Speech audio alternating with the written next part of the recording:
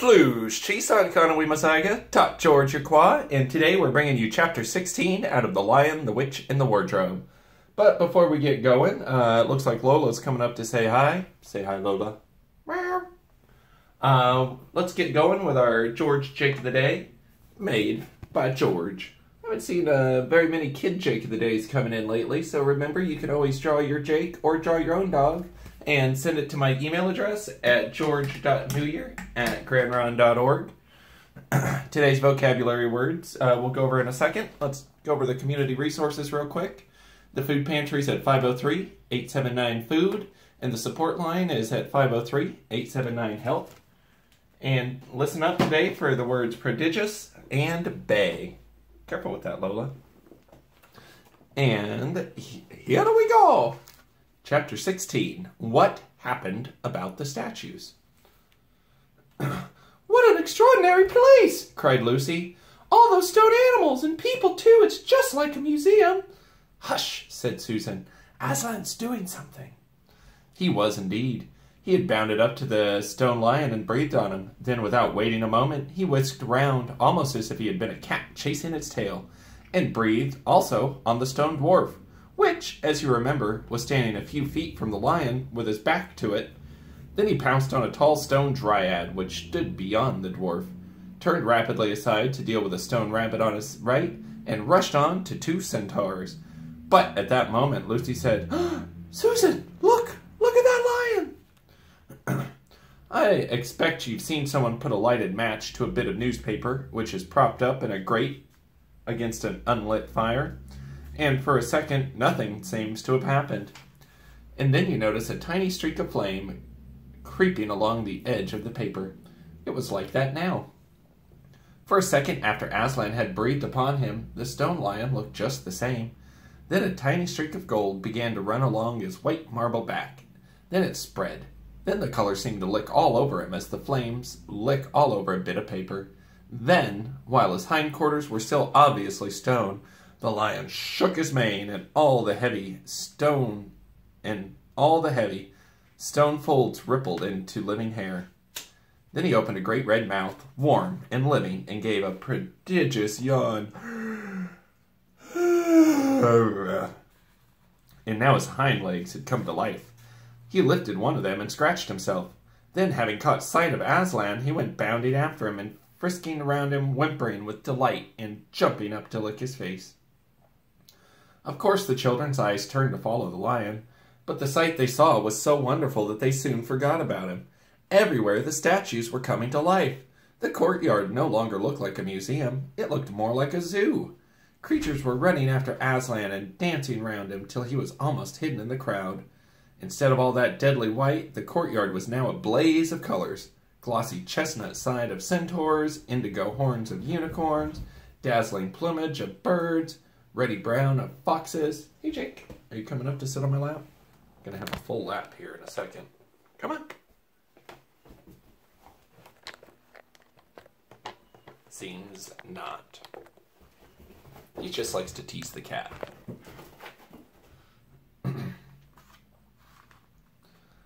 The ruddy brown of foxes, dogs, and satyrs, yellow stockings and crimson hoods of dwarves, the birch girls in silver, and the beech girls in fresh, transparent green, and the larch girls in green so bright that it was almost yellow.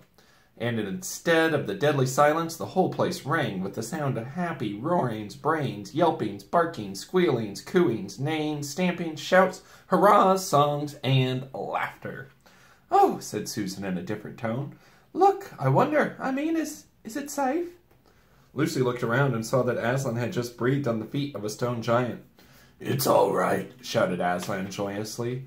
Once the feet are put right, all the rest of him will follow. That wasn't exactly what I meant, whispered Susan to Lucy. But it was too late to do anything about it now, even if Aslan would have listened to her. The change was already creeping up the giant's legs. Now he was moving his feet. A moment later he lifted the club off his shoulder and rubbed his eyes and said, Bless me, I must have been asleep. Now where's that dratted little witch that was running about on the ground? Somewhere just by my feet it was. But when everyone had shouted up to him to explain what had really happened, and when the giant had put his hand to his ear and got them to repeat it all again so that at last he understood, then he bowed down till his head was no further off than the top of a haystack and touched his cap repeatedly to Aslan, beaming all over his honest ugly face. Giants of any sort are now so rare in England, and so few giants are good-tempered, that 10 to 1 you have never seen a giant with his face beaming. It's a sight well worth looking at. "Now for the inside of the house," said Aslan. "Look alive, everybody. Upstairs and downstairs and in my lady's chambers, leave no corner unsearched. You never know where some poor prisoner may be concealed." And into the interior they all rushed, and for several minutes the whole of that dark, horrible, fusty old castle echoed with the opening of windows and with everyone's voices crying out at once, "Don't forget the dungeons! Give us a hand with the door! Here's another winding stair! Oh, I say, here's a poor kangaroo! Call Aslan! Whoo, it smells up here! Look out for trap doors! Up here! There are a whole lot more on the landing." But the best of all was when Lucy came rushing upstairs, shouting out, "Aslan! Aslan, I found Mr. Tumnus! Oh, do come quick!" A moment later, Lucy and the little fawn were holding each other by both hands and dancing round and round for joy. The little chap was none the worse for having been a statue, and was, of course, very interested in all she had to tell him. But at last the ransacking of the witch's fortress was ended. The whole castle stood empty, with every door and window open, and the light and the sweet spring air flooding into all the dark and evil places which needed them so badly. The whole crowd of liberated statues surged back into the courtyard, and it was then that someone, Tumnus, I think, first said, "But how are we going to get out?" For Aslan had got in by a jump, and the gates were still locked. "That'll be all right," said Aslan, and then rising on his hind legs, he bawled up at the giant, "Hi, you up there. What's your name?" "I'm Giant Rumblebuffin, if it pleases your honor," said the giant, once more touching his cap. "Well then, Giant Rumblebuffin," said Aslan, "just let us out of here, will you?" "Certainly, your honor. It will be a pleasure," said Giant Rumblebuffin. "Stand well away from the gates, and all you little ones." Then he strode to the gate himself, and bang, bang, bang went his huge club. The gates creaked at the first blow, cracked at the second, and shivered at the third. Then he tackled the towers on each side of them, and after a few minutes of crashing and thudding, both the towers and a good bit of the wall on each side went thundering down in a mass of hopeless rubble. And when the dust cleared, it was odd, standing in that dry, grim, stony yard, to see through the gap all the grass and waving trees and sparkling streams of the forest, and the blue hills beyond that, and beyond them the sky. "Ooh, blowed if I ain't all in a muck sweat," said the giant, puffing like the largest railway engine. "Comes out of being out of condition. I suppose neither you young ladies has such a thing as a pocket handkerchief about you." "Yeah, yes, I have," said Lucy, standing on her tiptoes and holding her handkerchief as far as she could reach. "Thank you, missy," said Giant Rumblebuffin, stooping down. Next moment, Lucy got rather a fright, for she found herself caught up in the midair between the giant's finger and his thumb.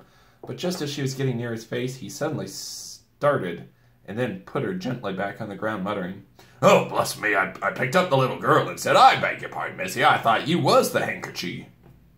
"Oh, no," said Lucy, laughing. "Here it is." And this time he managed to get it, but it was only about the same size to him that a saccharin tablet would be to you. Saccharin tablet is kind of like a size of a vitamin. So that when she saw him solemnly rubbing it to and fro across his great red face, she said, "I'm afraid it's not much use to you, Mr. Rumblebuffin." "Oh, no, not at all," said the giant politely. "Never met a nicer handkerchief. So fine, so handy, I don't know how to describe it." "What a nice giant he is," said Lucy to Mr. Tumnus. "Oh, yes," replied the fawn. "All the Buffins always wear. One of them most respected of all the giant families in Narnia. Not very clever, perhaps. I never knew a giant that was. But an old family with traditions, you know. If he'd been the other sort, she'd never have turned him into stone." At this point, Aslan clapped his paws together and called for silence. "Our day's work is not yet over," he said, "and if the witch is to be finally defeated before bedtime, we must find the battle at once." And join in, I hope, sir, added the largest of the centaurs. Of course, said Aslan. And now, those who can't keep up, that is, children, dwarves, and small animals, must ride on the backs of those who can. That is, lions, centaurs, unicorns, horses, giants, and eagles.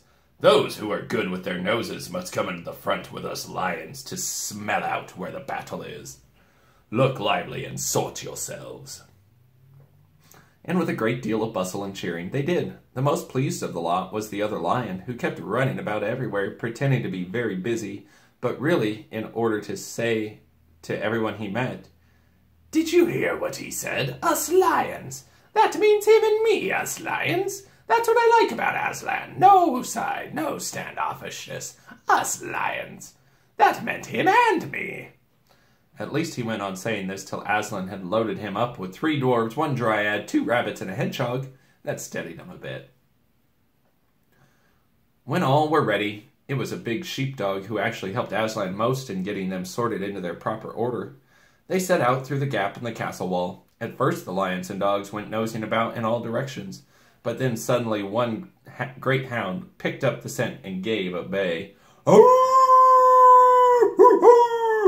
There was no time lost after that. Soon all the dogs and lions and wolves and other hunting animals were going on at full speed with their noses to the ground, and all the others streaked out for about a half a mile behind them. They were following as fast as they could. The noise was like an English fox hunt, only better, because every now and then, with the music of the hounds, was the mixed roar of the other lion, and sometimes the far deeper and more awful roar of Aslan himself. Faster and faster they went as the scent became easier and easier to follow. And then, just as they came to the last curve in a narrow winding valley, Lucy heard above all these noises another noise, a different one, which gave her a queer feeling inside. It was a noise of shouts and shrieks, and of the clashing of metal against metal. Then they came out of the narrow valley, and at once she saw the reason. There stood Peter and Edmund and all the rest of Aslan's army, fighting desperately against the crowd of horrible creatures whom she had seen last night. Only now in the daylight they looked even stranger, and more evil, and more deformed. There also seemed to be far more of them. Peter's army, which had their backs to her, looked terribly few, and there were statues dotted all over the battlefield, so apparently the witch had been using her wand, but she did not seem to be using it now.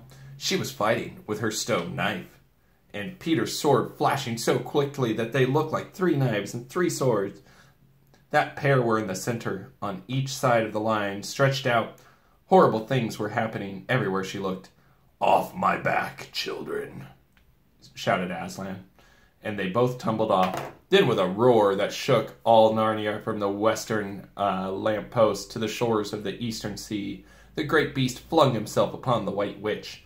Lucy saw her face lifted toward him for 1 second with an expression of terror and amazement.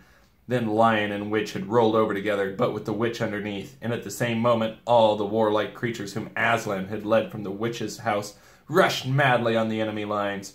Dwarves with their battle axes, dogs with their teeth, the giant with his club, and his feet also crushed dozens of foe. Unicorns with their horns, centaurs with swords and hooves, and Peter's tired army cheered, and the newcomers roared, and the enemy squealed and gibbered, till the wood re-echoed with the din of that onset. Well, that's the end of chapter 16, which means chapter 17 is next, which is also the last chapter of the book. So, stay tuned for the exciting finish of The Lion, the Witch, and the Wardrobe by C.S. Lewis tomorrow. That's all for today. Remember to send your responses in to george.neujahr at grandrun.org, and to like and look at all the other videos and all that stuff.